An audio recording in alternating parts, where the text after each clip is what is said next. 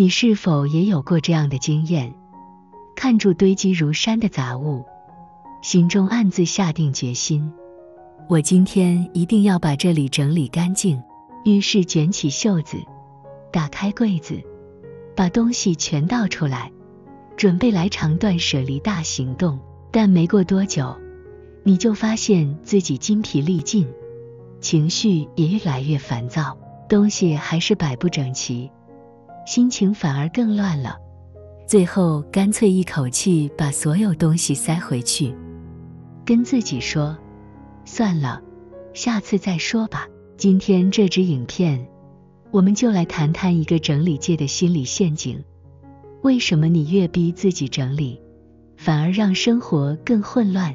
我们也会一步步带你找出整理卡关的关键原因，并分享一种真正让生活简单起来的整理方式。不靠压力，不靠意志力，而是靠理解自己。错误期待是混乱的起点。很多人一开始整理，就抱着我今天要把整间房变得焕然一新的期望。就像在健身时，我们也常常幻想只要做个几天运动，吃几餐健康餐，就能立刻瘦下来一样。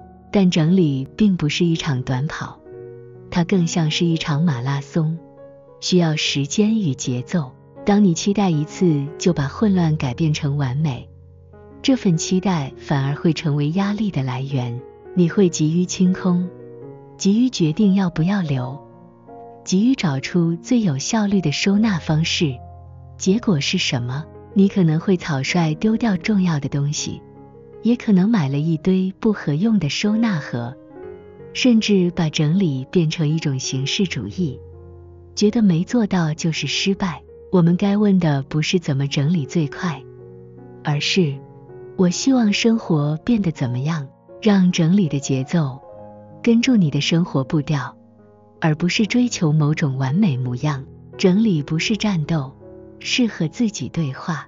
你有没有发现，每当你整理一件物品，其实也是在面对一段过去。一本书可能代表一个梦想，一件衣服可能让你想起某段关系，一张照片可能勾起一份遗憾。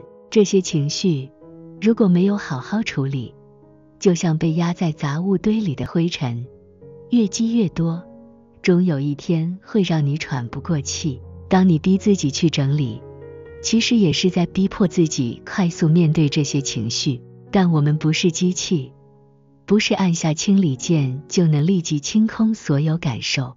相反，我们需要的是一点时间，一点理解，一点温柔。你可以允许自己对某些东西还舍不得，你可以接受这次只是清了一小角，你可以承认我还没准备好丢掉这些东西。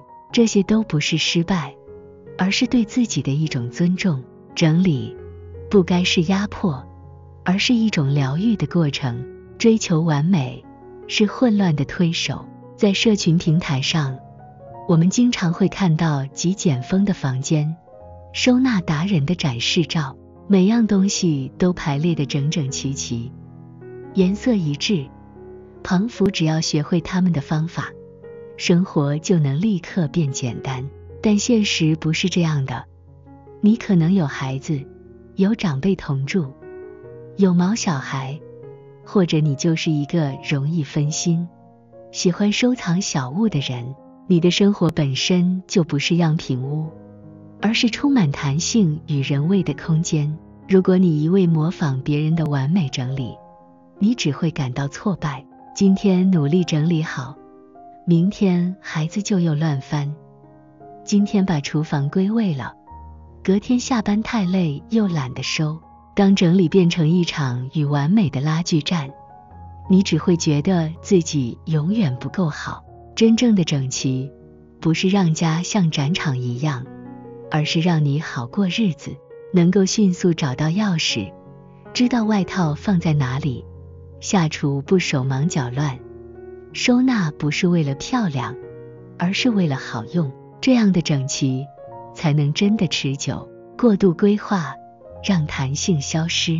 很多人会在整理前列出一长串的清单，今天清理衣柜，明天整理书柜，周末要把整个厨房翻出来，看起来很有架构，但一旦计划被打乱，比如临时加班，孩子感冒，自己状态不好，就容易自责，我怎么又没做到？于是整理这件事，从一开始的期待，变成后来的压力，甚至成为一种罪恶感的来源。你会越来越抗拒整理，甚至完全放弃。这不是因为你不够自律，而是你的计划太僵硬，生活有太多变数。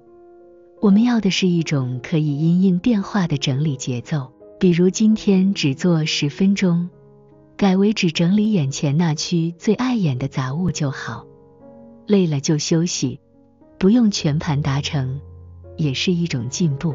意志力不是万能，系统才是根本。我就是意志力太弱，才没办法持续整理。